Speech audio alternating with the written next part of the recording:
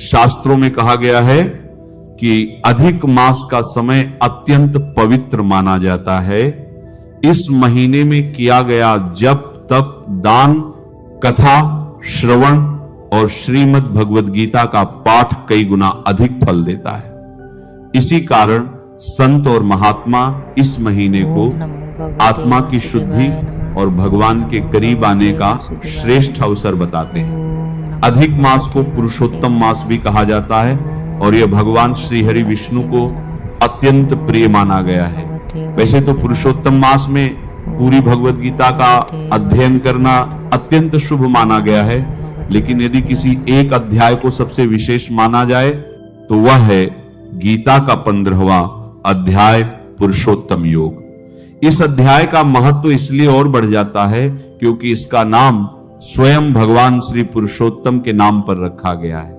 पुरुषोत्तम योग मनुष्य को संसार के मोह से ऊपर उठाकर आत्मा और परमात्मा के वास्तविक सत्य की ओर ले जाता है। जब मनुष्य श्रद्धा से भगवान का स्मरण करता है, गीता का अध्ययन करता है और उसके ज्ञान को अपने जीवन में उतारने का प्रयास करता है, तब धीरे धीरे उसके भीतर का ज्ञान मिटने लगता है। तब उसे समझ में आने लगता है कि सच्चा सुख बाहरी वस्तुओं में नहीं बल्कि भगवान से जुड़ने में है।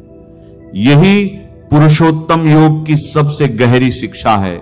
गीता का 15वां अध्याय आकार में छोटा जरूर है, लेकिन इसमें जीवन का अत्यंत गहरा रहस्य छिपा हुआ है। भगवान श्री कृष्ण इस अध्याय में बताते हैं कि यह संसार एक ऐसे वृक्ष के समान है जिसमें उलझकर मनुष्य अपने वास्तविक उद्देश्य को भूल जाता है। वे बताते हैं कि आत्मा शाश्वत है, परमात्मा ही अंतिम सत्य है और जब तक मनुष्य इच्छाओं, मोह और भौतिक आकर्षणों में फंसा रहता है तब तक वह जन्म और मृत्यु के बंधन से मुक्त नहीं हो सकता। इस अध्याय की शुरुआत में भगवान श्री कृष्ण अर्जुन को संसार की सच्चाई समझाने के लिए एक अद्भुत उदाहरण देते हैं। वे कहते हैं कि यह संसार एक अश्वत्थ वृक्ष अर्थात पीपल के वृक्ष के समान है, लेकिन यह कोई साधारण वृक्ष नहीं है। इसकी जड़ें ऊपर की ओर हैं और शाखाएं नीचे की ओर फैली हुई हैं। पहली बार सुनने पर यह बात बहुत आश्चर्यजनक लगती है, क्योंकि संसार में हर वृक्ष की जड़ें नीचे होती हैं और शाखाएं ऊपर, लेकिन भगवान श्री कृष्ण यहां एक गहरा आध्यात्मिक रहस्य समझा रहे हैं। वे बताते हैं कि इस संसार का मूल स्वयं परमात्मा है, वही इसकी जड़ है, इसलिए इसकी जड़ ऊपर कही गई है। नीचे फैली हुई शाखाएं इस भौतिक संसार का प्रतीक हैं जिनमें मनुष्य मोह, इच्छाओं और भोगों में उलझा रहता है। भगवान श्री कृष्ण कहते हैं, ऊर्ध्वमूलम ध शाखमश्वत्थम प्राहुरव्ययम छंदांसि यस्य पर्णानि यस्तम वेद स वेदवित्।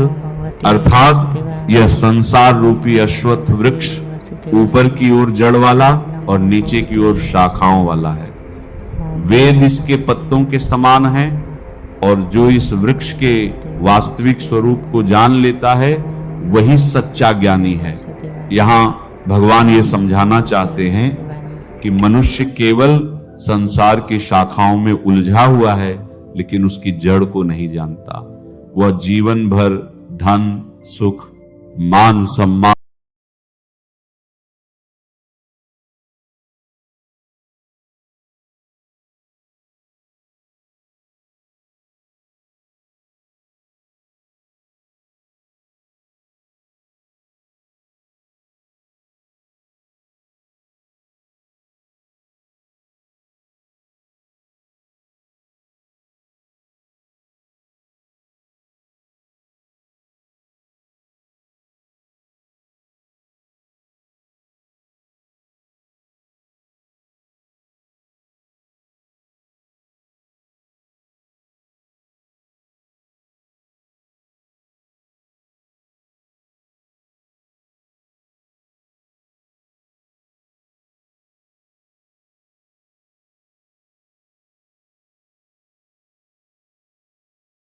में घूमती रहती है। जैसे कोई पक्षी वृक्ष की अलग अलग शाखाओं पर बैठता रहता है, वैसे ही जीवात्मा भी अपने कर्मों के अनुसार अलग अलग योनियों और परिस्थितियों में भटकती रहती है।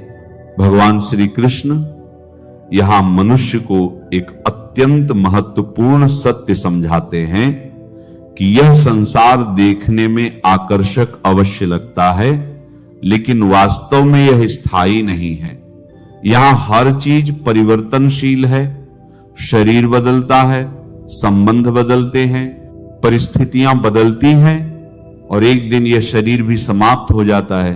फिर भी मनुष्य इन्हीं चीजों को अपना सब कुछ मानकर उनमें पूरी तरह उलझ जाता है। यही दुख का कारण बनता है, क्योंकि जिसे वह स्थायी मान रहा है वह वास्तव में नश्वर है।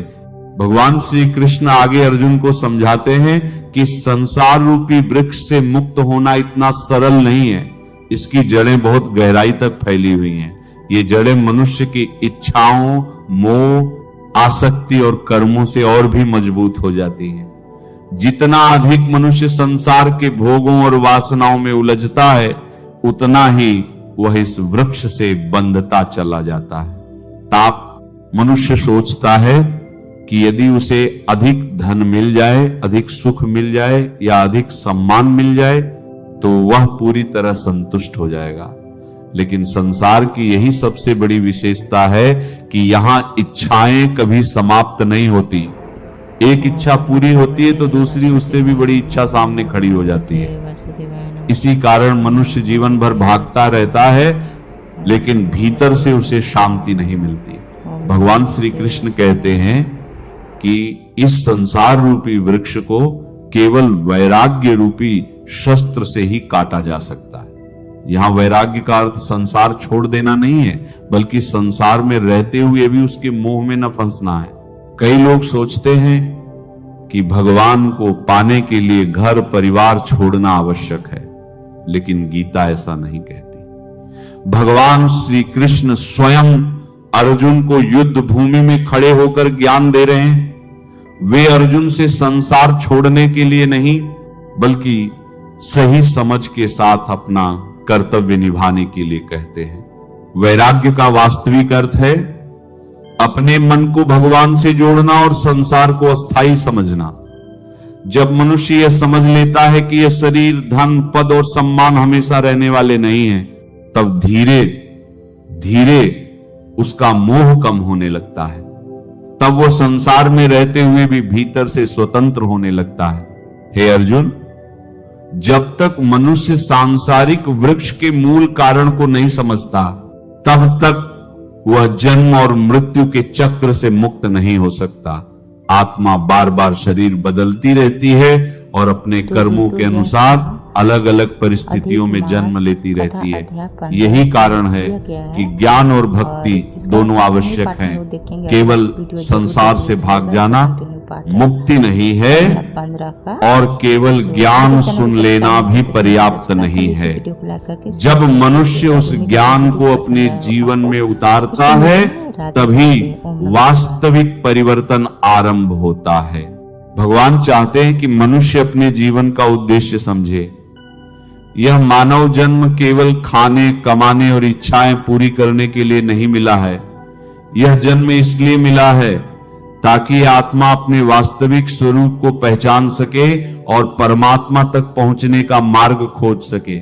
जब मनुष्य धीरे धीरे भगवान की शरण में जाना आरंभ करता है, तब उसके भीतर शांति बढ़ने लगती है, उसकी बुद्धि स्थिर होने लगती है और वह संसार को सही दृष्टि से देखने लगता है। तब उसे समझ में आने लगता है कि इस संसार का वास्तविक आधार परमात्मा ही है और वही इस पूरे जीवन का अंतिम आश्रय है।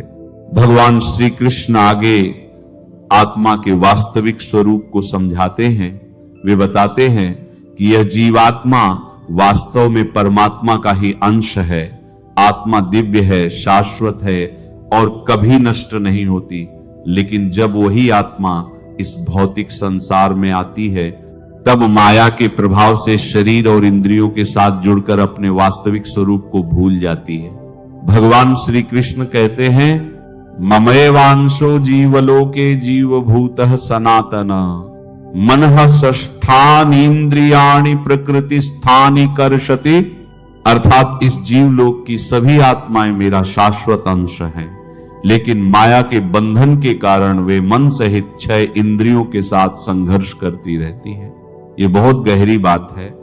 इसका अर्थ यह है कि हमारे भीतर भी वही दिव्य चेतना विद्यमान है जो परमात्मा से जुड़ी हुई है, लेकिन अज्ञान और माया के कारण मनुष्य स्वयं को केवल शरीर मान बैठता है। इसी कारण वह हर छोटी बड़ी परिस्थिति से प्रभावित हो जाता है।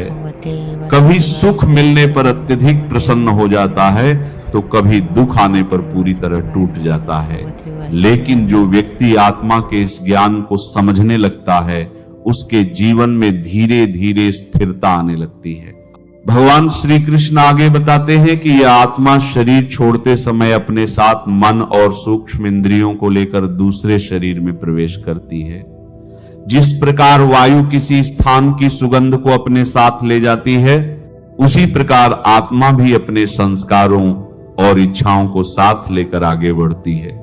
यही कारण है कि मनुष्य की प्रवृत्तियां, इच्छाएं और कर्म उसके अगले जीवन को भी प्रभावित करते हैं। सामान्य मनुष्य सत्य को समझ नहीं पाता, वो केवल शरीर को देखता है। उसे लगता है कि मृत्यु सब कुछ समाप्त कर देती है, लेकिन ज्ञानी और योगी पुरुष जानते हैं कि आत्मा न तो जन्म लेती है और न ही मरती है, वो केवल एक शरीर से दूसरे शरीर में यात्रा करती रहती है। यही कारण है कि संत महात्मा बार बार कहते हैं कि मनुष्य को केवल शरीर के सुख के लिए नहीं, बल्कि आत्मा की शुद्धि के लिए भी जीवन जीना चाहिए। राधे राधे दोस्तों, यह वीडियो अधिक मास अध्याय 15 के बारे में बताया गया है।